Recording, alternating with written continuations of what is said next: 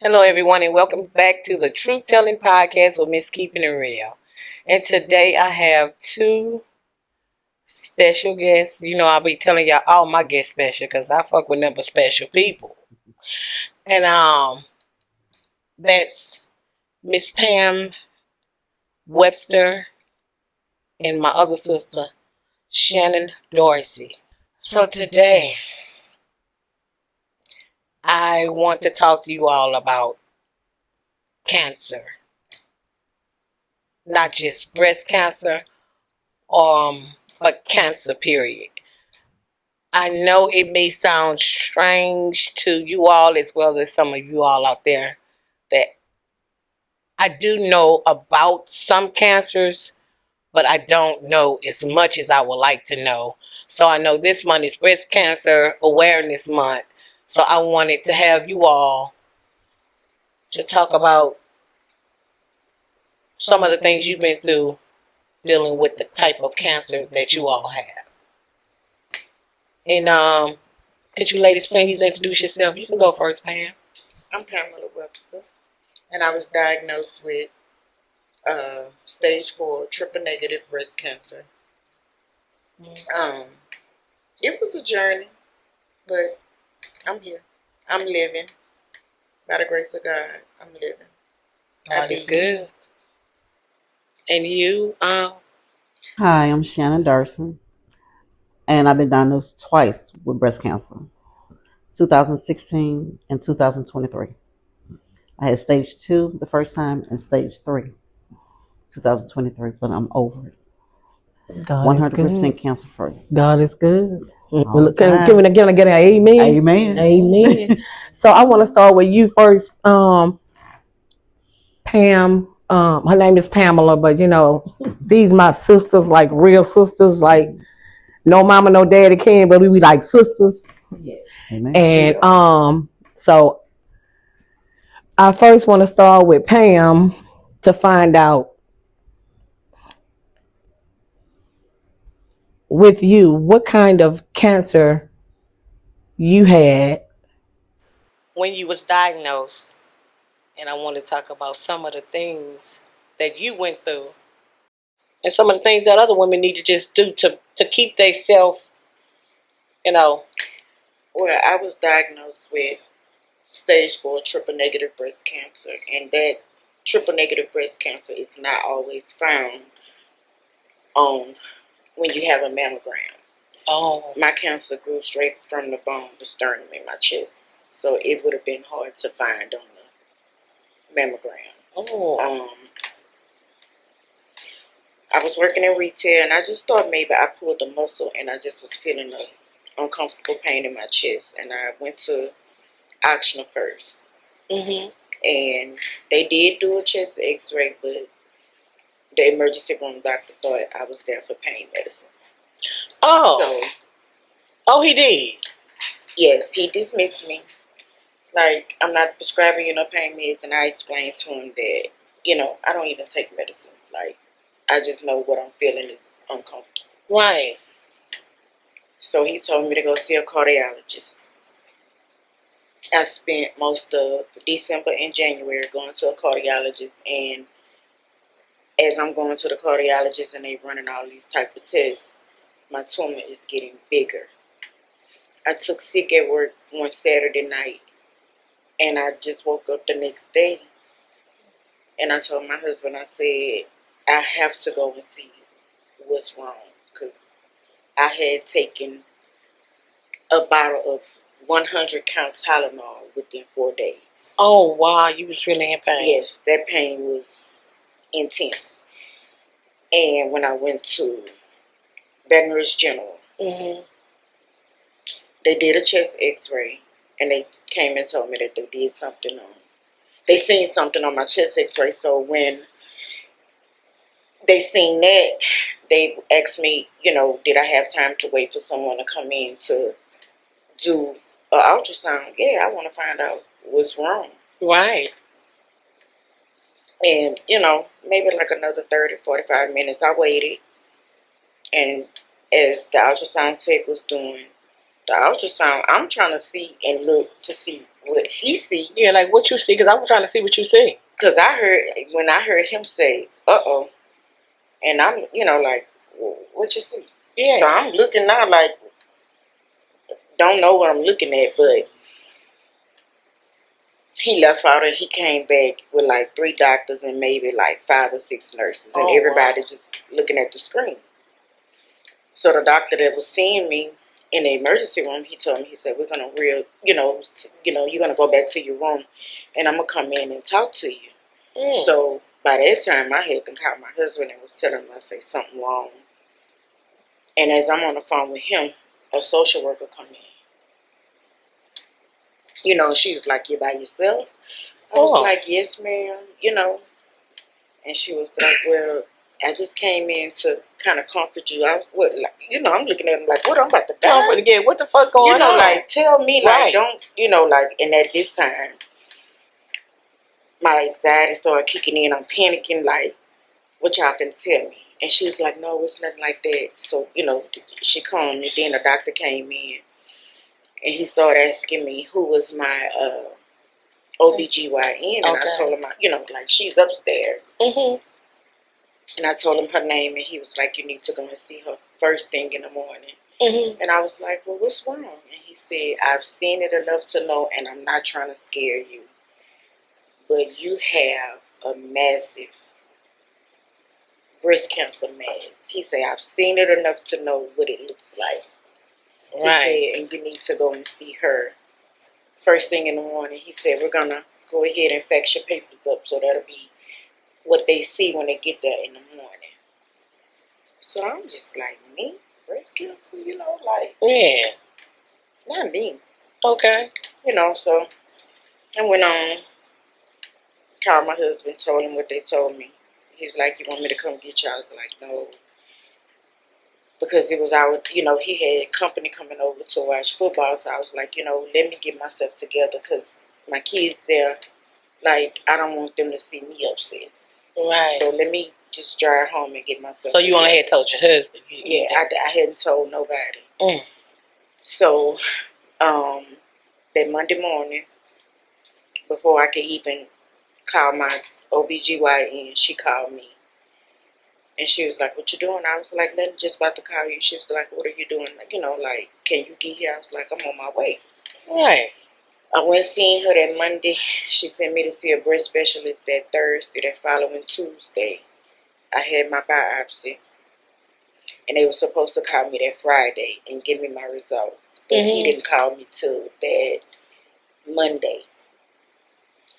And again, I was getting off from work and he called while I was driving. And he was like, "Well, we'll have casual conversation." I was like, "I'm just 2 minutes away from my house." We talked, and then I, told him I pulled up and I parked. And that's when he told me that the reason why they didn't call me Friday, because they really wanted to test the sample again. Okay, to make sure. And he told me that it came back the same way. I was, diagnosed stage 4 triple negative breast cancer, and he asked me where I wanted to receive my treatment because he works through the Lady of Lake and Baton Rouge General. Okay. And I told him, I said, "Well, just send me to Baton Rouge General." And from that day, everything just moved so fast. I couldn't get chemo first, because they had to try and shrink my tumor with radiation first to get it up off my lung. Oh. That's why, because I was having so many complications. So how long after did you start the radiation treatment? The following week. My very first doctor's appointment, the social worker came in and gave me papers to fill out and file for disability. And, I'm looking at her like, I'm going to have my treatment. I'm going to be all right. I don't need that. She was like, "Yeah, you need it." She said, "Well, I'm going to let you talk to the doctor, then I'll come back in." And he just came in there, my radiation doctor. Mm-hmm. He came straight in and he just explained it to me. He was like, "You don't, I want you to understand the seriousness of your illness. He said, we have looked at your tumor. A team of doctors Mm-hmm. from Baton Rouge General to MD Anderson in Houston. Wow. And that day they told me they didn't know if the treatment was going to work and if I would even survive. Damn. So, how often did you have to get radiation treatment? My first round of radiation, I did 13 days straight. 13 days straight? God. And it was the very first day I went, they sent me to Mid-City, Baton Rouge General Mid-City, to get my cast done for me to lay in, to get radiation done. Mm-hmm. By that time, once I did that, they told me to go eat lunch and get back to Baton Rouge General Blue Bonnet. And just that fast, the cast was made for me. The little piece that I'm laid in, because I had to lay with my arm up. So when they do radiation, is it a machine that they send you through? It's a machine that goes around and radiates Excuse me. and it went from like right here to like midways my stomach. I actually did 2 rounds of radiation and 4 rounds of chemo, and I did a round of bone infusion. So can I ask you a question? Are there side effects to the radiation? Yes, it is. I was very tired, and it burns your skin. I had a burn from here down my chest, around my breast to my back. Wow. I did that for those days straight. Then 2 weeks later, I started chemo. Wow. So with you, Shannon, and I'm coming back to you, Pam. With you, what kind of cancer was you diagnosed with? I had it's HR. It's HR2. HR2. So that's different from you, Pam, right? No, it's different from her. Oh, It's different. HR2 is what? Hers is worse than what I had. The first one I had was stage 2. I found my lung when I had cancer the first time. I Okay. was asleep, and I woke up and I just rubbed my stomach and when you're young, Rubbing your. and I just rubbed and I sat up and I rubbed again. I couldn't feel nothing. I thought it was just tripping. I laid back down and rubbed again, and it was big as a peach, a little peach. Right. The seed. So how long after did you go to the doctor? The next day. And then they. Because I got scared. Yeah, I know you were. So after you went to the doctor, what did they do when you? She examined me, and then she felt it, and she gave me a biopsy in her office that day. Right then. Right then. She had a dead in me, and it's not a nice building. And she came back out, and she let me know that I had cancer. And she said, you get stage 2. What is stage 2? Yeah. What is stage 2? Yeah. You have stage 1, stage 2. Mm-hmm. You have 4. And 4 is the last stage. 4 is the last stage. How long after did you start your radiation? I started my radiation a week after she found out about it. No. Matter of fact, she asked me if I want to do anything before I started radiation. I wanted to do something. I went to Disney World for a week. And I came back. You went to Disney World. I went to Disney World for a week. How could you enjoy yourself in Disney World? I had to. How not? Came back and I started radiation. And I started radiation for chemo. Okay. No, I started chemo, then radiation. Okay. Mine was backwards. Okay, so you did this. You did some. I did chemo first, Okay. and I had 6 months of chemo, and I had 32 rounds of radiation. When you say 32 rounds, that's every day. Every day. 32 days straight. Cause I not to get off the subject, but I know sometime I will call you and I was like, "Hey sis, Mm-hmm. you can make such and such for me." You'd be Yes. like, "I don't know, sis, I ain't." And I said, "Well, I seen her. She looked good." So then I would call you. I said, "Can you fix that? What is them stuffed shells?" And you say, "Sis, I wish I could do it for you. I just don't feel good." And then when I asked you about doing the decor for the party, you was like, "I can rent you the stuff out, sis, but I can't do it." It's like, oh, okay. Yeah, because this time when I had cancer, I had stage 3 in 2023, and I still, still go through problems because this time I found that I had it, I knew something was wrong, but I was giving that 5-year cancer-free report I was giving.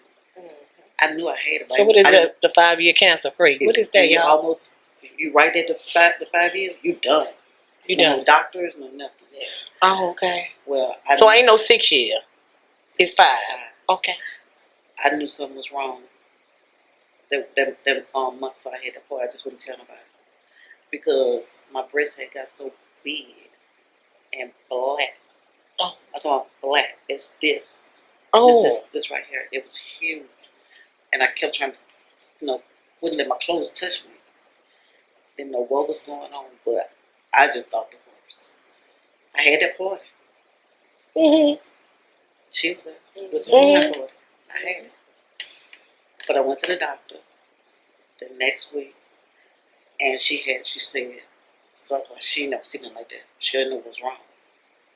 And they wanted to do a biopsy. She couldn't do it like she used to do. They just stick you. I had to go on the table. What you mean? I want to stop right there. Because I keep hearing you saying stick. What they sticking it? Is they sticking it in your breast? Yeah, poke it in your breast. And you feel it. And it pulls the tissue out. And it pulls the breast tissue out. It says how they test. What the hell? They say they did you, but they did not feel it. It's not really I felt good.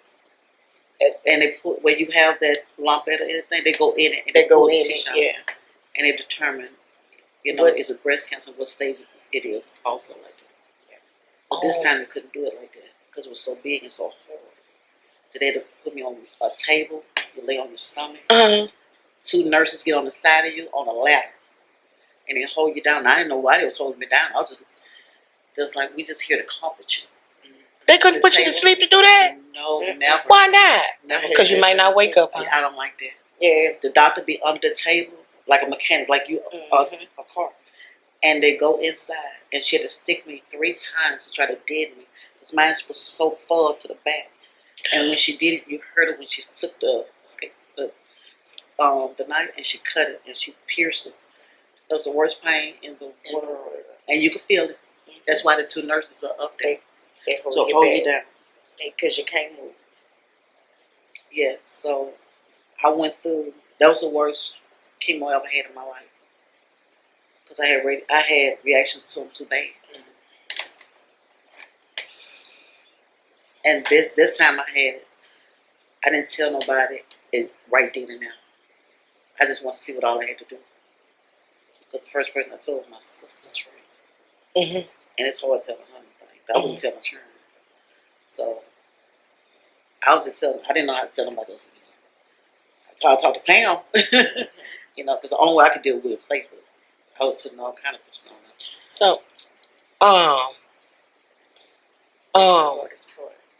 it's hard. So, after,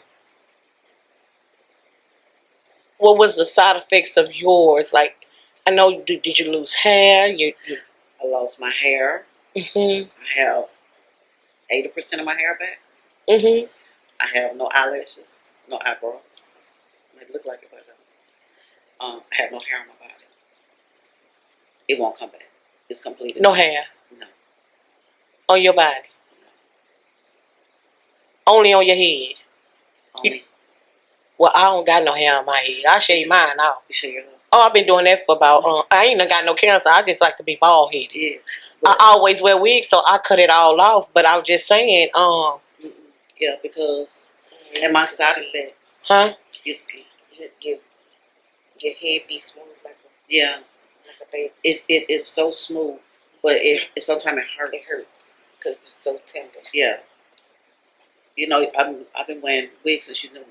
Yeah, I've been knowing you a long time, sis. Yeah. How type is this? He's gonna be 15. Oh, y'all, her grandbaby is my nephew, Yes. and okay, and Pam husband is my god brother. So she my sister and he my brother. So yeah, we like family. So is I'm crying? Yes, you are crying. You are crying. It's a touchy. Yeah, you still crying. You're gonna make me cry. It's a touchy. It's a touchy. So was subject. it? So did you all? Was it around the same time? I can't remember. Y'all told me the years. Was it around the same time? I got diagnosed in Yeah, that was the first time. 2018. Yeah. February 2018. Yeah. I was 2026. With 2016. I was doing radiation at the time my brother got killed. Yeah. I got diagnosed right after. Yes. And for that happened twice, it's hard. It's hard. Because it don't affect just you, it affects your family. Y'all got get some Kleenex. You know, and when I started chemo, I had to go to a chemo education class. And they told me by the time I took my second treatment that I would lose my hair, but it didn't happen like that. My very first treatment, You lost your hair. and I kept telling Corinne, just, I want to go get my hair cut off. I don't want to watch it fall out. But I kept a bonnet on because all I could do is really sleep because of the pain. And when I would, take the bonnet off, it's full of hair. And so finally one day, he walked in the door from work, and I just told him, I told you I didn't want to watch my hair fall out. He said, your hair ain't falling out? He didn't know it, but I knew it. Girl, Thank you. I took that bonnet off. I looked like a little chimpanzee. All I did was a little bow in the front, girl, because I ain't have nothing but like my hair right here. Around the front because everything else. And I still have my hair right now today. Yeah, you always had some thick hair too. In a Ziploc bag, in a box, in the top of the closet. And I kind of seen it in his face that night because he went on and he was like, you don't have to go to a barber shop. I'm just going to cut it off. Oh. And he cut it off. And it was just me, him, and CJ at home. So I said, I'm just going to go ahead and get in the tub and, wash my hair. So I got, and I was scared to come out the bathroom. And CJ was like, he spoiled. Mama, come out the bathroom. I won't see. I walked out the bathroom and he was like, Mama, you still beautiful. He's like, you just look like a little baby. I said, well, I was bald head when I was a baby, CJ, And I just, the next day I just looked in the mirror. I was like, God, is this my new reality? This is what I have to get used to. And it's just like, I always wore weave, but I always had hair under my weave. But like now, girl, you think George Jefferson my daddy. It's okay. But the thing of it is, I could buy a wig, I could buy hair. But my kids couldn't get another me. Never. And I'm still living. That's it. I'm still thriving. That's it. Some days it be a struggle. My taste buds still come and go. I still have days where I get up and I'm just exhausted and don't feel like doing anything but me, I pushed through. Because I know when I was down sick, that took a lot out of me to just lay there and not be able to bath myself, feed myself, just basically not even wipe myself, because my right hand is my dominant hand. Right. And trying to do stuff with my left hand, I felt like I was retarded. Like, but now I could kind of use my left hand a little bit more because I got, I done kind of got used to it. But going through not just breast cancer, but just any type of cancer. I lost my dad to prostate cancer. Just watching him. Okay. Pass from that.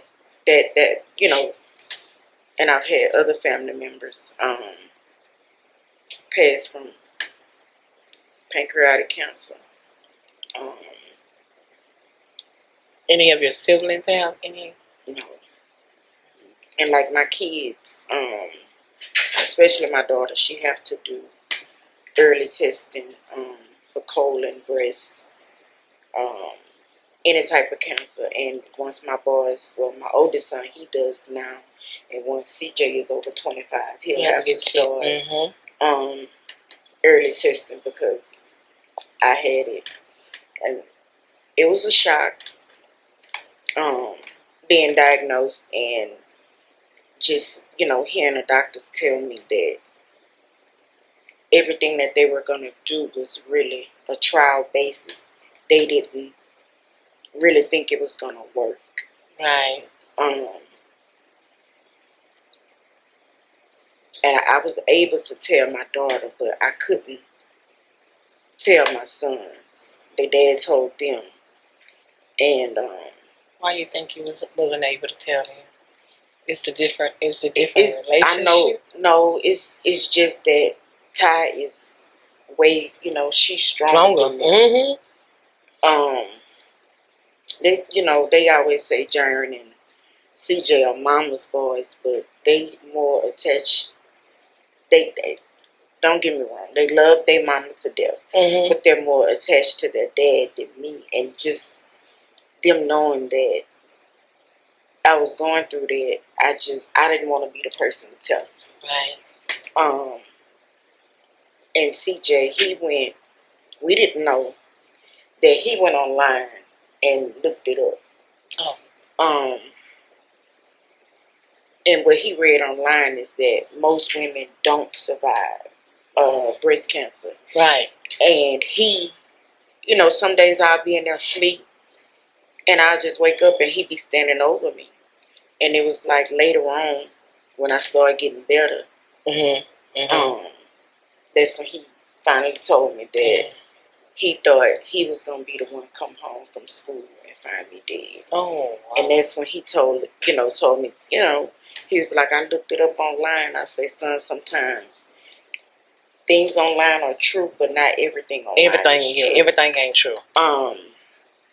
And he I done woke up, I could remember waking up several days and my child was just standing over me. He's just like, Mom, you all right? Need anything straight? Yeah, he'll be, and I'm like, yeah, And when he seen me getting better, that's when he finally said it. And I was talking. Like, well, Mom ain't going nowhere. I said, God ain't ready for Mom. Right. Got too many sugars in here. He said, huh? He said, yeah. So with Shannon, so with you on the first time, you say it was 31 treatments? 32 rounds of radiation. 32 rounds. So after radiation, what did they do? After your radiation, you go, okay. I had to go to another doctor. So I was burnt a lot. I was burnt. So that was the second time, right? The first time, the second time they don't give you radiation. What the hell? No, because they don't like to do radiation the same according to your body. So the second time they took my breast off. I don't have a breast no more over here. You don't have a right breast? I don't have a right breast. They removed both sides of my stomach and made a breast. Yes, this is a breast now. Still beautiful, girl. Yeah, but Now, sis, I know you, and I've been knowing you. I know when I seen you when my mama stayed upstairs. You say, sis, I had surgery. And I'm looking at your stomach. I say, oh, yeah, I was saying to myself, this bitch done had her BBL. Or whatever the fuck they call it. That's what I thought you had.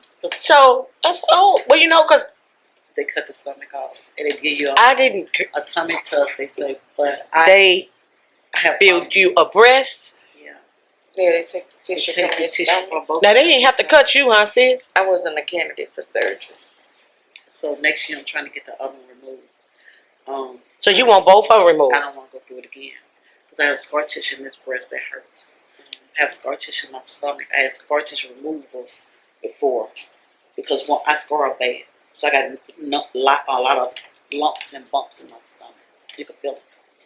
And from them taking my lymph nodes out, Okay. so they took 14 of mine out. Oh. Yeah. So I have enough edema now from Mm-hmm. that. Yes, and it hurts. It hurts. It's painful. It's painful. It's really painful. I go to a pain management doctor because you're always in chronic pain. I almost ain't make it here. Now, what's the lifting? That's the knots? It's under, you know. Like a ball? No, it's not like a ball. You talking about when your hair thing get, when it make it looks like a ball? No, it's inside of your. It's inside of the skin. And it's round. It's connected to tissues, and it's like a whole bunch of eggs. That's what it look like. And when my lymphedema swells, you could see it in my neck. It's from my neck. Y'all to is my it's breast. really schooling me because guess what? I ain't know all this here. And I have a machine that I get on at night. She'll pump. A pump. I have to get on. If I didn't have this tie on, you would be able to see that. That's what I want to see. You can see that this is puffier than this side. Yeah. Oh, I could Because- see it. Now that you done told me. That's the swelling from the lymphedema. And I'm waiting on my machine now also. So when I go To get it home too. every night, So y'all gonna have lymphedema the rest of your life? we're gonna have these problems for the rest of our life. These are The my pain. I mean, God. I thank God for being cancer free. Yeah. But it has, some people have side effects after that last. And the doctors, they'll tell you, they don't know how long this stuff will last. Like I have off balance. If people see me, yeah, You fall a lot? I'm a fall risk. I go to Some of the same symptoms. I got 2 different kind of breast cancers. and also with you get neuropathy Neuropathy in your in hands, your hands and your feet. I had surgery on both hands I haven't had that because I was losing the feeling in my hand. and I still do. Is that like tendonitis, whatever them folks call it? No, it's worse than that. It's worse than that. And it's your feet too. And You lose your toenails and stuff. Yeah. When I went through chemo, Well, you got toenails now. Let me see them feet. Them bitches pretty, but you always had pretty feet, girl. I mean, but like But when you I was just going saying through, when you was yeah, going when I through what you was going through. I wouldn't know that my toenails was off You never until I know. get out the tube, or I wake And you the up same way, and it's Sharon? in the bed. And I like go to now, a I pathologist still, right now. I still lose my pinky, my 2 last toes, my pinky and the toe before that. But she I lose, still bitches lose- pretty now. I lose the big Thank ones. God for 'em. Yeah, But I lose my big ones though. You My lose hands you is big black. toenails. Yes, I keep losing. So it's long term side effects Yeah. due to the type of chemo. Well,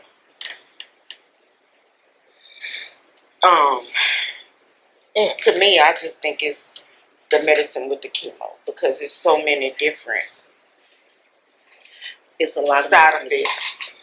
effects. Even with the radiation, the first thing they told me that it would do with the radiation and the chemo was deteriorate the bones in my teeth. And it does. you did. Yes, you just be eating and you're It just. chewing your tooth. I mean, I still But what y'all teeth pretty? have bone problems. And they Your tell- bones. Yeah, they tell you to take Claritin. You know, Claritin for your sinus. We take it for your bones. they It aches. yeah, that's something that they can't explain, but people who have cancer and have had cancer, for body aches, we have to take an allergy pill, Claritin. Mm. Yeah. Yeah, it's different things. And you could tell when you don't take it because you will ache like a toothache. So, Hit it in your whole body. let me ask y'all a question. And I know y'all ain't no doctors. Y'all know I'm asking questions here. Now, look. Because my bones just be hurting because I don't know. I think I got arthritis real bad. And I got fibromyalgia. So, you saying Claritin will help your bones to stop breaking? That's what we That's take. what we take. We take chemo, you know, because it's like the devil's bag. It's like dead medicine. When you see them dressed out and you not, and they give you that medicine, it's like it's poison. They call it the real. They call it the real devil. It took. I used to go to the doctor at 9:30 in the morning. What time you got out of there? 3:30, 4 o'clock. That's how long it took to administer that medicine because Each it flag. has to drip slow because they have to give you a steroid. They have to give you Pepsi through your port. Then I took the Benadryl, then the Hook Ruby, and then it took at least 4 hours, 3.5 to 4, sometimes 6 hours to administer the actual chemo. Yeah, because it do 30 minutes rest. Yeah, you had to take a rest in between. 30 minutes rest. Yeah. 1 hour, then you have to rest 45. They don't just give it all to you at one time. At one time, you have to take breaks in between. So I would go to the doctor. Like I say, 9:30. I'm coming out 3:30, 4 o'clock. Sometimes I'm the last one in there. Excuse me. I'm the last one in there because that's But how. they make sure they have. Yeah, You have to have snacks and stuff to eat. But you can't taste nothing. You can't taste nothing. Your taste gone. Everything tastes like metallic. Tastes like what? Metallic. You taste like you just chewing a fork or something. Like you just chewing metal. Oh my God. It take a while for your taste to come back. So with you, Shannon, with the last cancer, did you get to your 5-month mark? Or is it 5 months or 5 years? 5 years. It's 5 years more. more. 2 right now. And with you, Pam? It'll be 3. 3. I rang the bell. Yeah. Y'all rang the bell? On the fucking bell. And then it was still, my doctor was still on COVID restrictions, so I couldn't even have like family and friends there. I just did a video and put it on Facebook, and I had my bell ringing party the next day with family and friends. Yeah, I know y'all be having some stuff, but look, I love my people. But I rang the bell again. We had bells for everybody to ring now. So. Oh, okay. I just don't like to go to. I don't go to too much stuff. I don't really. But it don't mean I don't love y'all. Yeah, I just don't. Yeah, I don't like to go to parties and stuff. Yeah, a lot of people can't deal with stuff, but I'm having a 2-year breast cancer survival party Saturday. Saturday. Yes. Maybe I need to get my bald head ass up and go. Come on. Cause I be sitting in the house. I really be in the house like a house bitch. I know Pam going. Cause one thing about it, she gonna step, baby. Yeah. She gonna go. Yeah. And I didn't know y'all was when. I mean, I knew. I go again. Y'all know I'm a fucking wild. I knew of some things that women go through. It's a battle. Yeah. It's a battle. Because it was hard for me to tell you. So it was hard for me to tell Nina now. Because when I told them, I think that was the worst thing I could have did. It's a battle. And, just looking back at my journey, I just think I'm grateful for a lot. I'm grateful for a lot of it.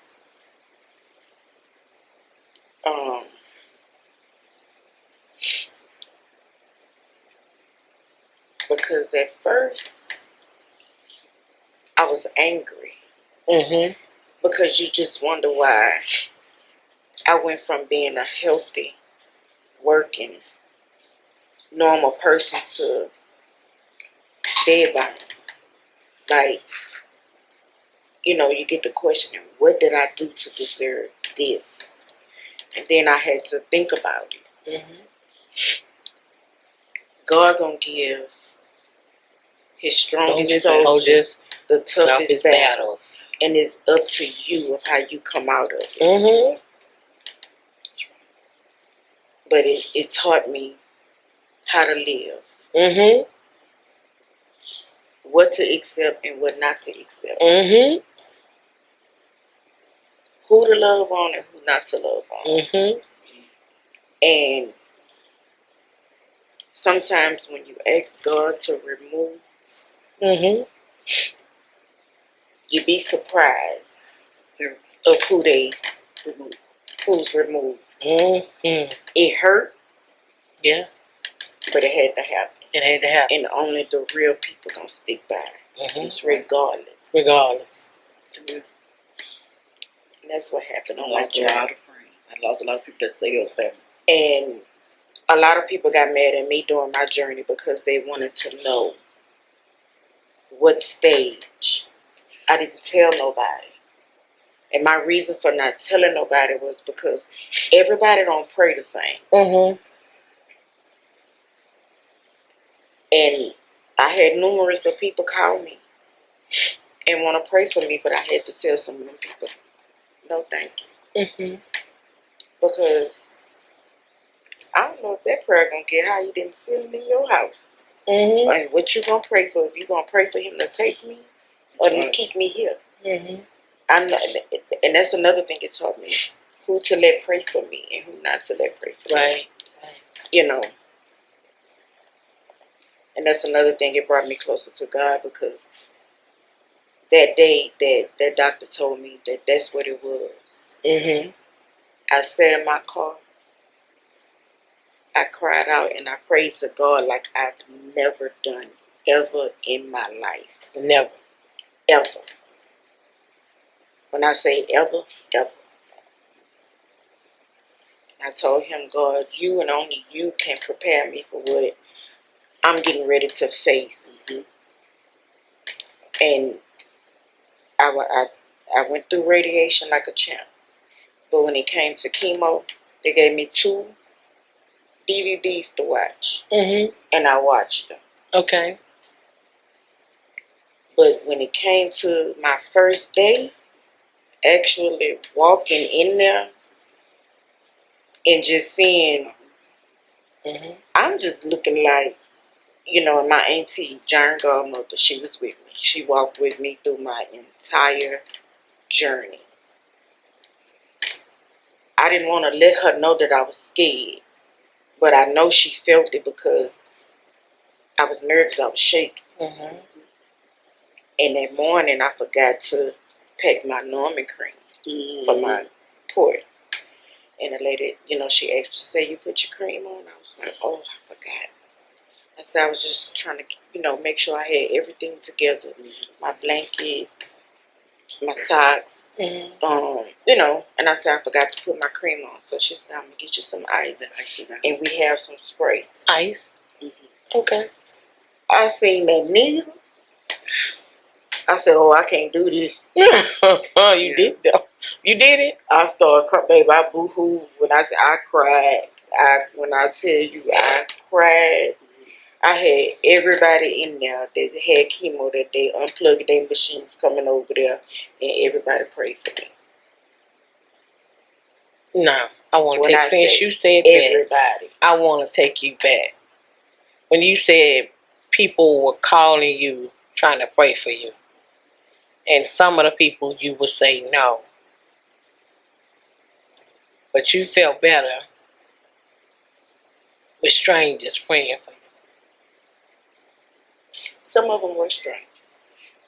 Because nobody really knew other than my family until they gave a benefit for me at Venice. And when they did, Trina, her sister, my friend, gave me a benefit. Her and my sister Ali. And when they did that,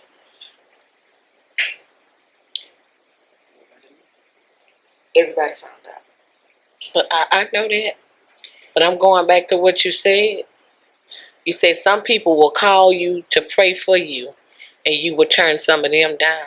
I hadn't heard from them people in years, but I always had the same number. Okay.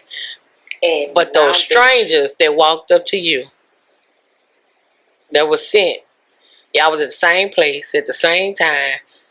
You knew that was from God. You ain't had no objection. No. See that when God, That's right. see that cry out in that car? Mm-hmm.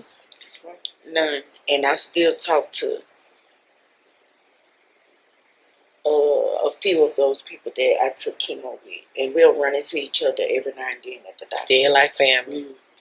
Yes, like So did you meet anybody along your journey, like they became family that was actually closer than the family that you knew? Some of the people that you say, some people you felt back from some people, and some people, I but still they did. To the day. To the day I don't talk to them. It happens Because it's fake love. Mm-hmm. You know, don't call me when It's I'm what I mad. tell people. Why accept so much fake love when they got so much real love out here? Because when you're going through something like that, they're not calling you from their heart. Oh, They're hell calling no. you to be nosy and to find out what's going on. What Yeah. happened to you. That's what it is. And the only thing they tell, just look on Facebook, my story on there. From the time I got my hair cut off, Sarah, that's how I dealt with mine. Read it on Facebook. I don't have to talk to nobody. And I'm just trying to sit here and think. Not to discredit Pam, because you know Pam, she know everybody, and then they had the club and they knew everybody. But I always, since I've been knowing you, Shanna, and Pam too, to be so loving and caring and nurturing just the people. It's in you. It's you're born. You know, but I had it. You know. But people don't like that I'm outspoken, You have to be. and you can't run over me, No, not you. and you can't get over on me, and you can't run over me. And I'm gonna say what need to be said, Mhm. and what I want to say. Yeah, you been like that. And the thing of it is just some people can't handle that. You know what? I had to realize that with my family. Let me just go ahead and say this shit. Not with just my family, not with my daddy's side of the family, but with my mama's side of the family, I had to, and I'm not even speaking on cancer, I'm just talking about in general in life, when you start to get that relationship with God, and you done prayed and you done asked, you cried and prayed, and you done got in a quiet place, and God done got you together real quick, and you know what to do and you know what not to do, and you know who to be around and you know who not to be around. I found myself with some of my mama family members. I need y'all bitches to hear me good, ho. Don't call me with the bullshit. Some of my mama family members, I stepped back from them. Now, do I love them? I love them all. Okay?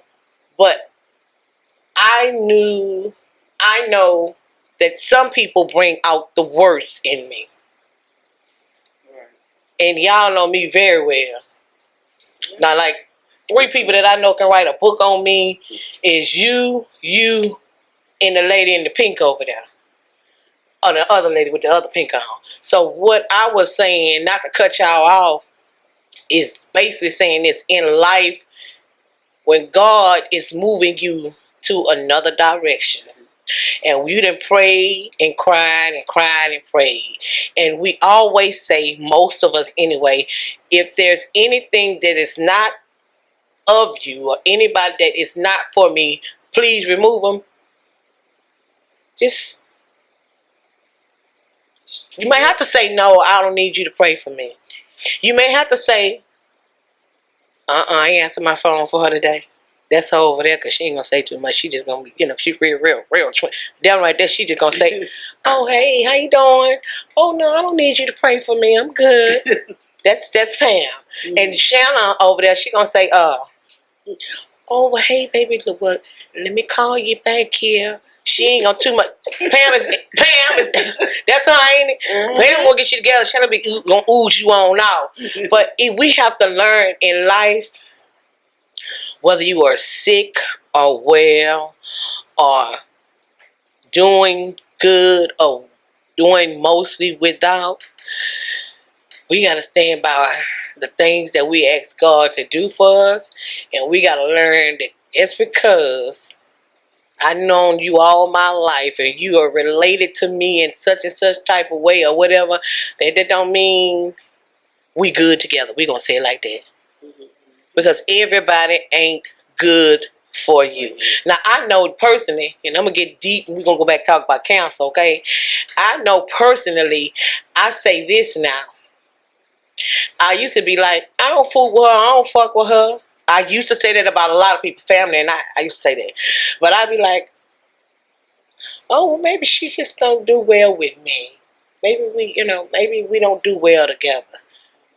And I'll be finding myself saying that a lot, but not too much because I don't really fuck with people. But we got to learn that even when you are well, or even if you are sick, or you on your dying bed with cancer, everybody don't need to be in your business, and everybody sure in the hell don't need to pray for you. Right. Now back to the topic at hand. I don't need you to pray for me. These people used to say this here, and I'm gonna wrap this up after this here. God told me to pray for you. God told me, well, why God didn't tell me? Well, all the people in the world, you go on, but fuck on about your business. So, I want to thank you, ladies, for being some special guests over here, sister guests on a True Telling podcast with Miss Keeping It Real. And God is amazing, true, and good. And y'all living proof. Yes. Y'all look good. I'm going to say this. I promise I'm going to wrap this thing on up. Usually when people come, I say, you got to wear this, you got to wear that. So when I put y'all in the group message, I say, well, I ain't got to tell y'all how to dress. Because these motherfuckers can dress their ass off. Even when they was sick, they was dressing. When they was up, baby, they was sliding through the house, baby, with fuzzy slippers on their nightgowns. And with that being said, I would like to thank all of you all for tuning in to the True Telling podcast with Miss Keeping It Real. And I'll see y'all on my next episode. Remember, go get yourself checked. Please. Or you going to check out. Amen to that.